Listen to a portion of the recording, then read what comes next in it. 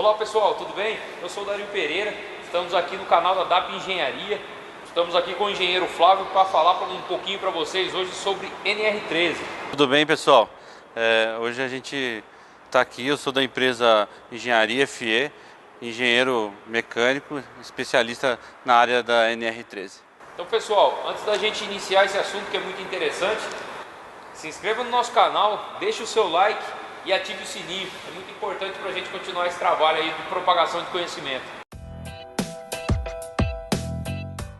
Pessoal, vídeo de hoje a respeito de NR13. Então, o que é NR13, né? É a norma da ABNT, a norma regulamentadora 13 da ABNT, que regulamenta aí as operações em caldeiras e vasos de pressão, né? É uma norma muito importante, pessoal, porque o que acontece, né? Uma caldeira, né? Um vaso de pressão, ele é um equipamento que mesmo após você aplicar o loto, você fazer o seu bloqueio, né? Fazer todos os procedimentos para se fazer a intervenção, ele ainda está munido de pressão. Então ele é muito perigoso, tá? Ele é muito perigoso desligado. Imaginem operando, pessoal, certo? Nós tivemos aí as aulas de termodinâmica, ciclo termodinâmicos, e vimos aí, né, o quanto, né, que a gente tem de temperatura, pressão e variação de volume, certo?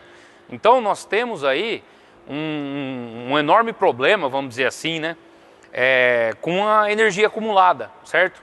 Num vaso de pressão, se você vai fazer uma intervenção, né, você tem problema de energia acumulada ali. E sem falar, né, a caldeira ela dá um pouco mais de indício porque ela tem temperatura, certo? Ela tem temperatura. Num vaso de pressão não necessariamente ele tenha essa temperatura, mas tem a pressão lá dentro.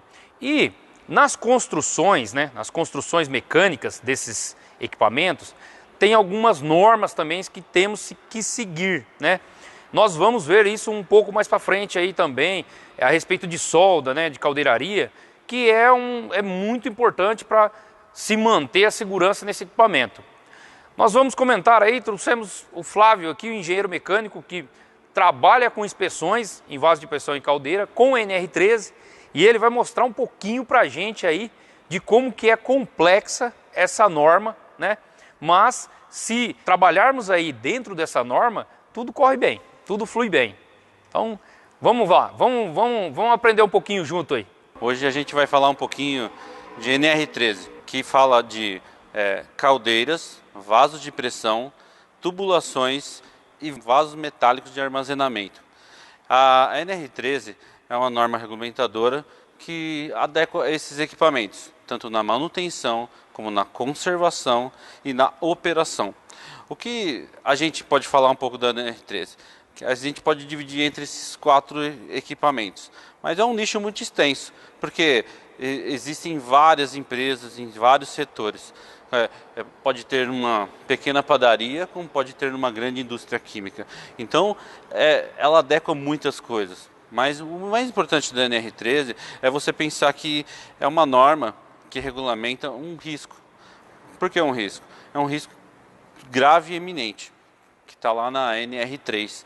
Então, a gente tem que olhar com um pouco mais de delicadeza para esse assunto. Devido a essa norma ser um pouco extensa e um pouco complexa, várias empresas prestam um serviço de adequação dessa norma. Então, a gente, como especialista nessa área, a gente sempre coloca, primeiro a análise, uma reconstituição de prontuário dos equipamentos e depois a inspeção, manutenção e treinamento para operação desses equipamentos. O que é muito importante, porque quando você tem todo o escopo necessário para resolver os trabalhos, a gente tem uma visão geral do que a gente precisa.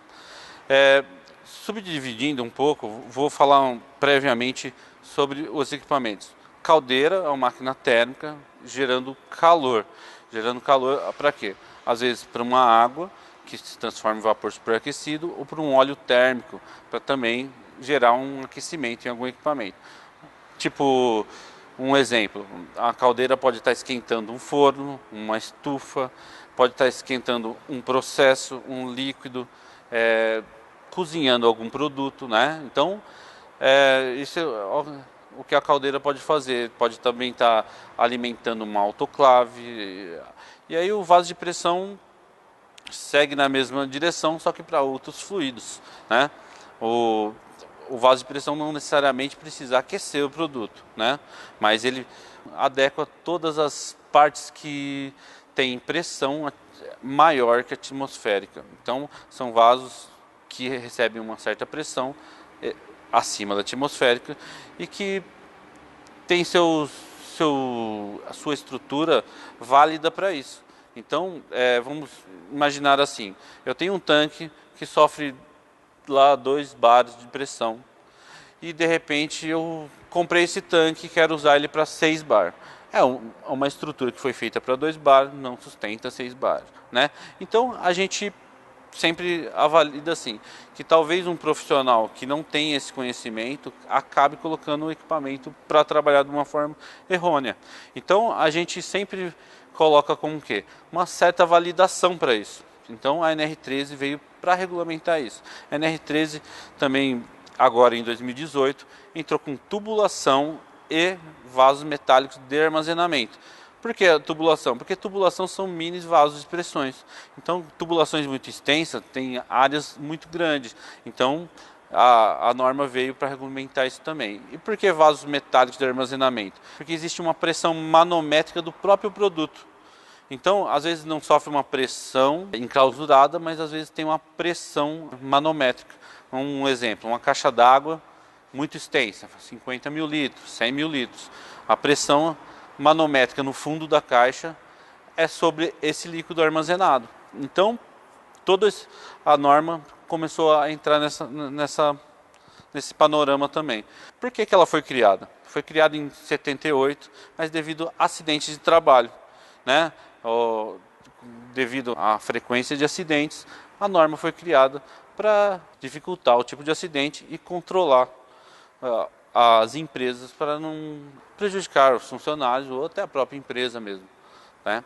A NR13 tem vários tipos de segmentos que necessitam dela. Um é o governo, que a gente já falou que é da norma, né? Agora o outro é as seguradoras. Por quê? Porque se você tiver com seus equipamentos em dia, a NR13, como controla equipamentos de risco, as seguradoras pedem esse documento também. E outras são a parte de segurança do trabalho, né, que regulamenta tudo, e as empresas terceiras que às vezes fazem a validação da empresa, né, fazem auditorias. Então, todas essas partes são controladas com a NR13 e aí é muito importante a gente sempre estar adequado. Hoje a gente vai falar da inspeção, um pouco da inspeção e mostrar os equipamentos que é utilizado na inspeção. Essa inspeção é muito visual e tem que ser muito de responsabilidade, mas existem alguns equipamentos que nos ajudam a fazer essa inspeção. O equipamento principal é o nosso medidor de espessura por ultrassom. Ele é usado com uma sonda e a gente trabalha com esse sensor. Esse sensor é como um ultrassom também medicinal. Ele vai, por meio de ultrassom, descobrir a espessura da parede do equipamento. Para que a gente usa ele? Porque a gente vai ver a variação que ele sofre. O que seria essa variação? Corrosão interna. Se a gente medir na parte de cima do equipamento e na parte de baixo e tiver alguma alteração, ou se a gente mediu no ano passado e medir nesse ano e tiver alguma alteração, alguns outros procedimentos são necessários. Os outros procedimentos usariam câmeras. Como câmeras? A gente tem algumas câmeras, geralmente à prova d'água, porque os equipamentos geralmente estão encharcados de água por dentro. Então a gente tira algumas tampas de inspeções e entra com equipamento de imagem. O que seria esse equipamento de imagem? Um equipamento de alta resolução, principalmente, para a gente estar visualizando realmente o que está acontecendo por dentro. Porque às vezes o aumento também de espessura assusta, mas seria os depósitos minerais que eu comentei lá na água. Então a gente também entra com alguns equipamentos de inspeção com câmeras também de alta resolução, endoscópicas, como chama. Por quê? Porque às vezes a gente tem que entrar em alguns lugares que não tem tampa de inspeção. Então qualquer conexão, qualquer negócio, a gente encaixa no nosso monitor e consegue gravar em pequenos orifícios o que está acontecendo dentro da nossa caldeira, ou do nosso vaso de pressão, ou até mesmo da tubulação. O que a gente também acaba usando, assim que nós descobrimos o que aconteceu, o seu equipamento é novo, a gente entra com o teste hidrostático, que geralmente trabalha 1,5 vezes a pressão de trabalho, tá? Hoje não é tão mais obrigatório, devido àquele assunto que eu falei do trabalho na parte elástica ou plástica do material. Então a gente evita ao máximo o teste hidrostático para não estar danificando o equipamento. Eu trabalho com diversos tipos de fluidos também, desde ar comprimido, ar atmosférico mesmo, né? Que tem vários tipos de gases, como gases nobres, né? O hidrogênio puro, o nitrogênio, um GLP, um GN ou amônia, e aí vai, diversas funções. Galera, esse foi o vídeo de hoje, tá? Aprendemos muito aí com o engenheiro Flávio, engenheiro mecânico, habilitado aí, né? Ele é qualificado e habilitado em inspeções de caldeira, né? Treinamentos NR13. Então, agradecemos a presença dele aqui e peço que se inscreva no nosso canal, né? Que deixe o seu like e ative o sininho de notificações aí para nós continuarmos esse trabalho aí. Vamos trazer muito mais profissionais aqui, muito qualificados, né? E também muitos assuntos interessantíssimos. Um abraço, fiquem todos com Deus.